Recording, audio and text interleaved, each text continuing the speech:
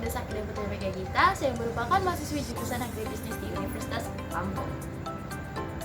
Video ini saya buat sebagai pengganti ujian akhir semester mata kuliah Analisis Pengambilan Keputusan yang diampu oleh Dr. Maya Riantini, SPMS. Pada kesempatan kali ini, saya akan menjelaskan apa itu coronavirus, penyebarannya, dampaknya terhadap manusia, dan dampaknya terhadap ketahanan pangan di Indonesia. Oke guys, jadi apa sih COVID-19 itu? Jadi COVID-19 merupakan yang panjangannya adalah Coronavirus Disease 19. Itu merupakan penyakit yang disebabkan oleh coronavirus yang baru-baru ini ditemukan. Oke guys, jadi virus corona ini dapat menyebar terutama dari orang ke orang melalui percikan air liur ataupun air yang berasal dari hidung atau mulut penderita, kemudian melewati batuk, bersin, ataupun berbicara. Nah, percikan-percikan ini relatif berat guys, jadi perjalanannya tidak jauh dan jatuh ke tanah dengan cepat. Orang dapat terinfeksi COVID-19 jika menghirup percikan orang yang terinfeksi virus ini. Jadi, itu alasannya kenapa kalau kita keluar-keluar sekarang di masa PSBB ini, kita harus tetap menggunakan masker. Jadi, jangan lupa untuk menggunakan masker saat kalian berpergian.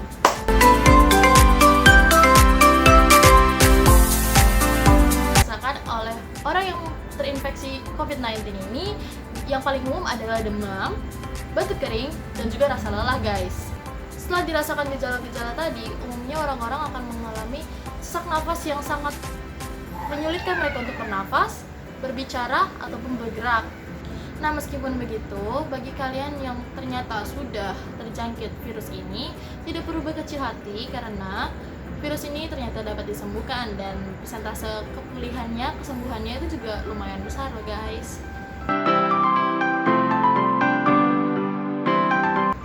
Nah, selanjutnya kita akan membahas dampak coronavirus terhadap ketahanan pangan di Indonesia. Selain merugikan dari sisi kesehatan, coronavirus juga mempengaruhi perekonomian di negara-negara yang ada di seluruh dunia dan nggak terkecuali Indonesia. Misalnya yang pertama, angka pengangguran yang semakin meningkat karena ada ribuan orang yang terpaksa di PHK oleh pihak perusahaan karena perusahaan tidak mampu membayar upah mereka serta harus menyelamatkan perusahaan agar tidak tutup permanen. Hal ini bisa dilihat pada data kementerian bahwa sebanyak 1,9 juta pekerja informal dan formal yang dilakukan oleh 114.340 perusahaan di Indonesia. Yang ketiga, FAO juga menyatakan bahwa akan ada ancaman kelangkaan pangan di masa pandemik ini, sehingga Presiden Jokowi telah memerintahkan seluruh jajarannya untuk terus mengontrol ketersediaan bahan pokok hingga ke daerah-daerah pada 13 April 2020. Kondisi pandemi COVID-19 ini mengakibatkan ketersediaan akses terhadap pangan akan diperparah dengan semakin memburuknya pandemi itu sendiri, serta larangan-larangan berpindah penduduk yang mengikutinya. Yang keempat adalah petani. Sebagai produsen makanan dari masyarakat juga menjadi pihak yang paling terdampak dari adanya pandemi ini. Harga yang kian hari kian anjlok sangat merugikan petani selama pandemi. Pada masyarakat membeli produk dengan harga yang normal atau bahkan cenderung meningkat di berbagai pasar swalayan. Misalnya kenaikan kedelai, gula, bawang putih, dan cabai merah hingga 30-50%. Mungkin ada yang bertanya-tanya, apa sih faktor penyebab penurunan harga komoditas pertanian ini sendiri? Oke, yang pertama itu ada pembatasan transportasi dan ekonomi yang mengganggu sistem pangan yang berjalan di Indonesia. Diperkirakan 80% konsumen di negara berkembang, terutama perkotaan, mengandalkan pasar atau dari tempat lain untuk sumber pangan mereka. Sehingga dengan diterapkannya pembatasan sosial dan transportasi akan mengganggu proses pendistribusian pangan tersebut. Dan ini juga menyebabkan terjadinya PHK massal atau kehilangan pekerjaan secara bersama-sama banyak penduduk Indonesia. Fenomena kehilangan pekerjaan secara massal mengakibatkan menurunnya daya beli masyarakat serta permintaan pasar yang dapat berimbas pada komoditas pertanian yang semakin tertekan guys. Nah, ternyata guys banyak banget kan dampaknya coronavirus ini.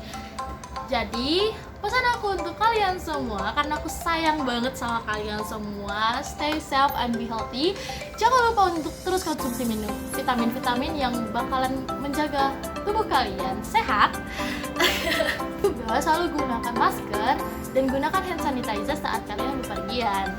Kurangi aktivitas untuk berkumpul-kumpul, kongkow dengan tidak menerapkan new normal, dan stay healthy semua. Aku sayang kalian semua. Wah.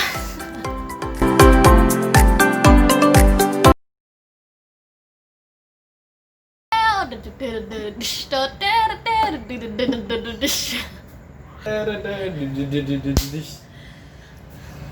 Ini sudah menonton video. Gue buat kayak gitu bloopers ya.